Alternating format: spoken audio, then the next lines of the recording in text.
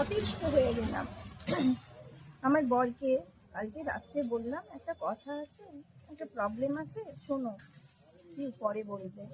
ঠিক আছে, পরে সকাল হলো, কাজে বেরোবে, তার আগে চাটা দিলাম, যে কথাটা এবার শোনো, 2 মিনিট, জাস্ট 2 মিনিট শোনো, খুব প্রবলেম কথা, পরে বলবে। ওকে, দুপুরবেলায় বাড়ি ফিরলো, খাবার টাবার খেতে দিলাম, হ্যাঁ এবার কথাটা শোনো, পরে বলবে। খাওয়া টাওয়া হলো, দুপুরবেলায় মাথায় হাত বুলিয়ে দিচ্ছি, এবার আমি জানি আমার প্রবলেমটা এবার শুনবে। আরে পিউ, এখন ঘুমাবো, একটু ঘুমাতে দাও, কথাটা পরে বললো। ওকে, বিকেলবেলায় কাজে বেরোচ্ছে, এবার শোনো, 2 মিনিট, জাস্ট 2 মিনিট, কাজে বেরোচ্ছি, তুমি রাস্তাঘাট একদম বোঝো না, কাজে বেরোচ্ছি, রাস্তায় এই সময় মাথায় টেনশন নেই। ওকে, বাড়ি ফিরে এলো, বাথরুম খালি আছে, খুব পায়খানা পেয়েছে, শুনেই আমি এক দৌড় বাথরুমে। পিউ বেরো, খুব পায়খানা পেয়েছে। আরে আমারও তো পেয়েছে, আমাকে করতে দাও। আরে প্যান্টে হয়ে যাবে, তাড়াতাড়ি বেরো। পরে 2 মিনিট পর, পিউ হয়েছে পায়খানা, আমি ঢুকবো।